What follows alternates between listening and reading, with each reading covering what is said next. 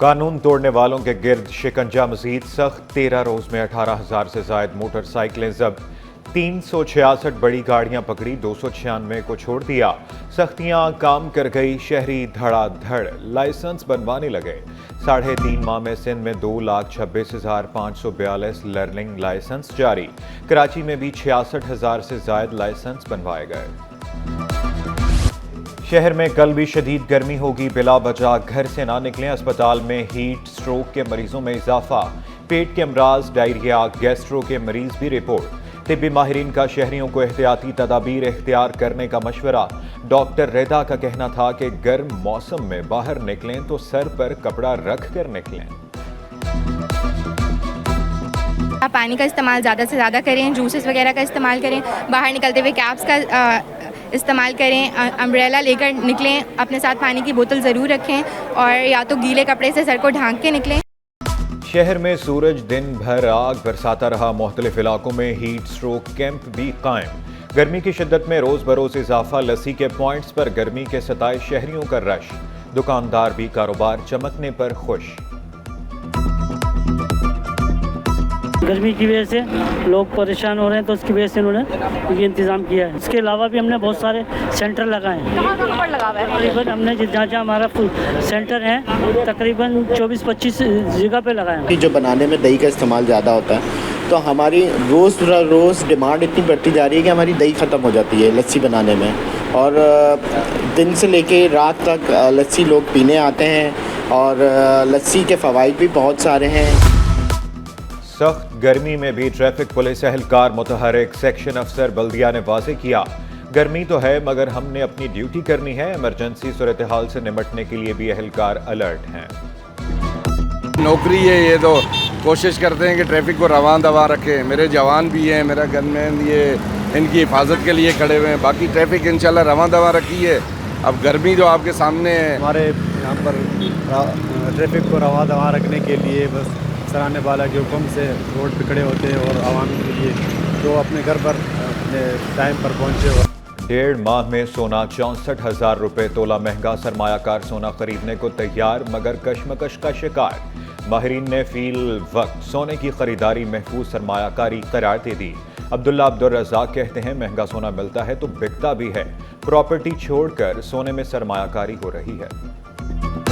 हमें महंगा सोना मिलता है तो महंगा बिकता भी है, तो दोनों वजूहत हैं। और सोना जो है दिन ब दिन महंगा ही होता चला जा रहा है। अगर आप सिर्फ 1.5 महीने का लगा लें, अगर 1 मार्च से और अभी तक का देख लें तो तकरीबन 64,000 रुपये तोले का फ़र्क आ गया और ये मैक्सिमम है इस साल का। रोड बंद करने से आप अपने लोगों को तकलीफ में डाल रहे हैं। ये मैं गारंटी दे रहा हूँ, अगर आप मेरे से गारंटी किसी किस्म की भी लेना चाहते हैं कि ये कनाल के प्रोजेक्ट्स को सिंध हुकूमत, पाकिस्तान पीपल्स पार्टी सिंध के लोगों की ताकत की वजह से, पाकिस्तान के लोगों की ताकत की वजह से कभी बनने नहीं देगी।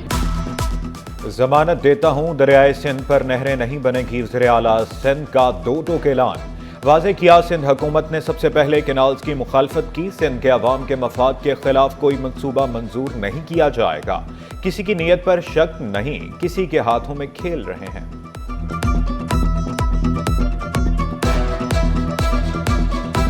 ये बात बिल्कुल वाज़ेह है कि जी पीपल्स पार्टी और सिंध हुकूमत इस कैनाल इशू को पे जो है उनका stance since first day is very loud and clear. और हम यही चाहते हैं कि जी वो मंसूबा जिससे खुदा न खास्ता किसी एक जगह पे कोई प्रॉब्लम हो रहा है तो उस ऐसे मंसूबे को जो है उसको आप शेल्फ करें, ऐसे मंसूबों को आप ख़त्म करें, आप नए रिसोर्सेज बनाएं। मुतनाज़े नहरें ना बनाई जाएं। सीनियर वज़ीर शर्जील मेमन डट गए, कहा मसला हल करना चाहते हैं, नई नहरों के लिए पानी नहीं, नई नहरों के लिए किसके हिस्से का पानी लेंगे। केनाल से मुतालिक लोगों के खदशात जायज़ हैं। नून लीग अपने वज़रा को समझाए, फिर शायद हम अपने तर्जुमानों को रोक ना सकें। केनाल्स पर पुरअमन एहतजाज होना चाहिए।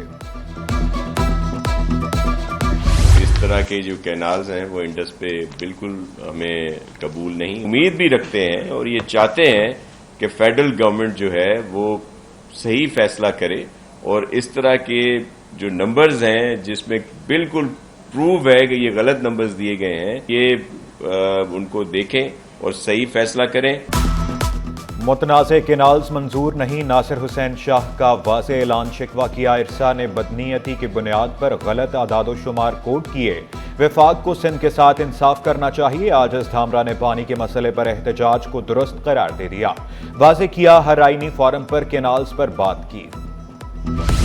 سندھو ساگر پر نہریں نکالنے کے خلاف تحریک زور پکڑ گئی، سٹی کورٹ میں وکلاء کی ہڑتال کا دوسرا روز، طلباء بھی سراپا احتجاج، وکلاء نے عدالتی دروازوں کو تالے لگا دیے، کراچی بار کا ملیر کورٹ کے سامنے دھرنا، طلباء کا 3 تلوار سے گورنر ہاؤس تک مارچ، جزاف سندھ ساگر محاذ، سندھی ست پروگریسو اسٹوڈنٹس فیڈریشن اور دیگر کی شرکت، شرکاء کا وفاقی حکومت سے منصوبہ ختم کرنے کا مطالبہ۔ کینالز کے معاملے پہ اور زمینوں والے معاملے پہ حکومت کے کان میں کوئی جو نہیں رینگ رہی ہے، ان کو کوئی اثر نہیں ہو رہا، لہٰذا ہم نے اپنے اس پورا من مطالبے کو، اس جائز مطالبے کو مزید ایکسٹینڈ کرنے کے لیے، اس کو مزید آگے بڑھانے کے لیے مزید 3 دھرنوں کا اعلان کیا ہے۔ میٹرک امتحانات میں نقل مافیا کا راج برقرار، 9ویں جماعت کا انگلش کا پیپر بھی out, paper what's app groups کی زینت بن گیا، دفعہ 144 کا نفاذ بھی کسی کام نہ آیا، بورڈ حکام نے کوئی کارروائی نہ کی، کئی امتحانی مراکز میں لوڈ شیڈنگ سے طلباء پریشان۔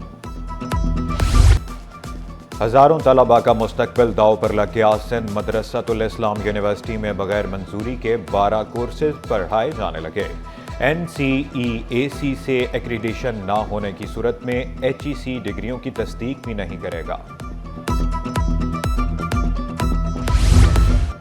جامعہ NED کا وائس چانسلر کون، تقرری کا عمل آخری مرحلے میں داخل، وائس چانسلر کے لیے 3 امیدواروں کے نام زیر غور، طفیل شیخ، غوث بخش، ذوالفقار علی دوڑ میں شامل۔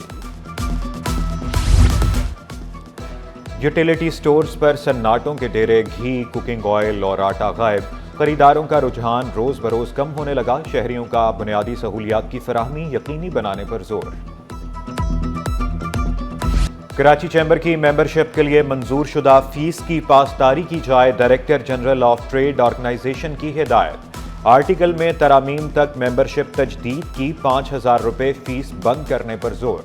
بینکاری سیکٹر میں نئے باب کا آغاز، ری سیٹ کانفرنس میں مستقبل ریٹیل بینکنگ کے سفر پر روشنی ڈالی گئی، ڈپٹی گورنر اسٹیٹ بینک سلیم اللہ کی خصوصی شرکت، ڈیجیٹل ٹیکنالوجی کو بینکاری کا مستقبل قرار دے دیا۔